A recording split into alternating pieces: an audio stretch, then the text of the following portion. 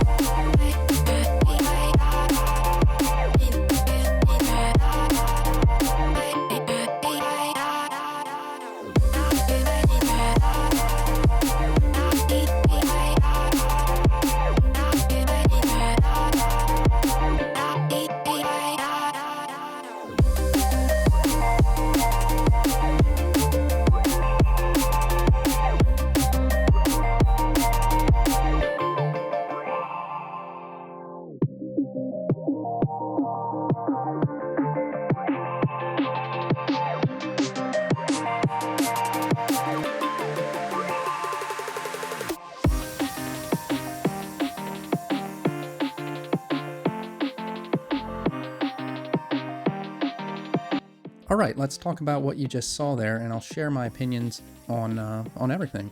The 480p plasma is currently my favorite for playing 480p games. It is beautiful for consoles with component video output like Xbox, PS2, GameCube, and Wii.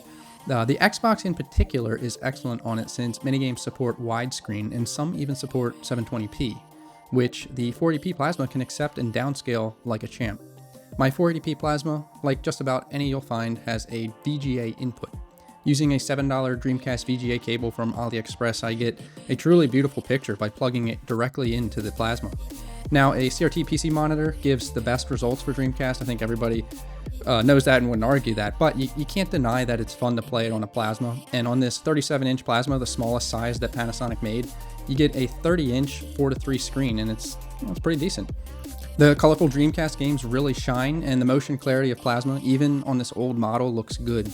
480p plasmas were only made through about 2006, so you won't find any with the most mature tech that plasma has to offer. This means you'll admittedly get mediocre black levels and heavy dithering on dark screens, but with some bias lighting behind the screen, it really helps. Basically, they're great for bright and colorful games, but poor for dark games, like horror games aren't going to look so great on it. There is something magical about the huge, chunky pixels on these things. Surprisingly, my 480p plasma does an exceptional job at deinterlacing 480i content, better than anything I've ever come across. Take Parappa the Rapper 2 for example. It looks like it is running at 40p, but it's not. There is no 480i jitter like you'd observe on a high TV line count professional CRT display. I believe there is a decent amount of input lag here, which I'll test later, but even a rhythm game like this feels great to play on it. Let's move on to the 720p plasma. I say 720p in quotes because these are never truly 720p resolution. They have oddball resolutions and always scale the image. Mine has a forced 3% overscan with no way to defeat it internally, and the pixels are rectangular. Despite all of these things working against it, 720p plasmas can still somehow produce a beautiful picture. I set my Xbox 360 and Switch to 1080p output, which means some or most games are upscaled by the consoles. It sounds counterintuitive to upscale an image and then let my TV downscale it, but it really works out well. Just look at how sharp HUD elements are. Also, check out how good Wii played through the Wii U looks on this. And this is with the Wii U set to 1080p output. Usually it's a no-no to do this, but with this TV it handles the signal really well, and forced overscan actually comes in handy to eliminate the black border that we typically see. Like any plasma, these 720p plasmas have exceptional motion clarity and stunning colors. They're great for watching upscale DVDs and even streamed videos. Like CRTs, they have a charming quality. My favorite use for them is Xbox 360 and PS3 gaming. Many games from that generation had poor frame rates, and plasma TVs really have a way of making those games look substantially smoother than you'd expect. Plus, the smaller sizes are more suitable for the content compared to the 65-inch and larger displays that we're used to today. As for 480p games on a 720p plasma, mine doesn't look as good as the 480p plasma. They're less sharp up close but still look decent, better than any result you'd get by plugging a 6th gen console directly into just about any other flat panel TV. Mine is oversaturating colors quite harshly, with no helpful user accessible corrections. Also, picture controls are shared between inputs, so any change to an analog video input carries over to the HDMI inputs, which is very inconvenient. Mine has no VGA input, so I used an OSSC to connect my Dreamcast with the same VGA cable previously shown. It accepted the digitized 480p signal, but it wouldn't cooperate with line doubling to 960p. Despite these complaints, I'm still very impressed with how good a 720p plasma can look. Don't necessarily count them out based on reading a spec sheet, because they have their own unique appeal. These are the most common plasmas that you'll find, and you can probably get one for free if you search around.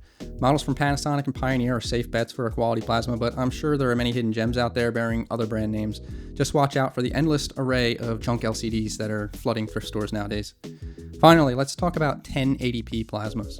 They're the latest and greatest that ever reached the market. Mine is a legendary Pioneer Elite Kuro monitor, and I've only barely had the chance to use it. So what you're seeing are my first tests on it, notably without any calibration. While they have some issues, and mine is currently awaiting a simple repair, it has a breathtaking image.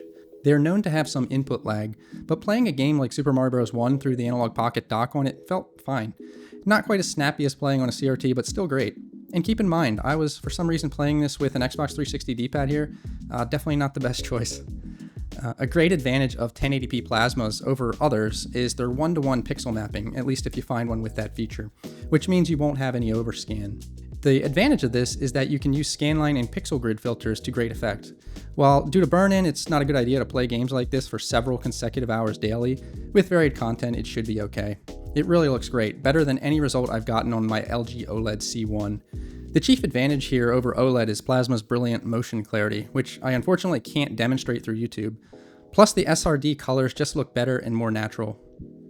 In summary, I am thoroughly impressed with plasma displays and have found many uses for them, regardless of the native resolution of the panel. I've owned 3 HD CRTs in the past and I don't really miss them much. Though they were interesting, each had its own set of considerably worse downsides. And while the very best and perfectly tuned super fine-pitched Sony Vegas can look phenomenal, I don't currently plan to track one down. I'm much happier now owning plasmas and exploring what they have to offer and leaving HD CRTs in the past. However, I plan to stick to standard def CRTs for 240p retro gaming. They're still the best there. Anyway, thanks everybody for watching. Feel free to share your best plasma TV memories in the comments or ask any questions. I'll continue a bit more on this topic with some input lag tests, power meter readings, and how I'll fit plasmas into my setups. With all this said, consider trying one out for yourself. They're just trash to most people and can be had for free or roughly 1% of their original retail price. You've got little to lose, and although they can be a little bit heavy, you won't have to have the struggles of trying to get an HD CRT up to the second floor if that's the case for you. And if you get one, just pack it safely in your car, ideally vertically without a way for it to tip over. Thanks again, everybody, and stay tuned for more content to come. Bye.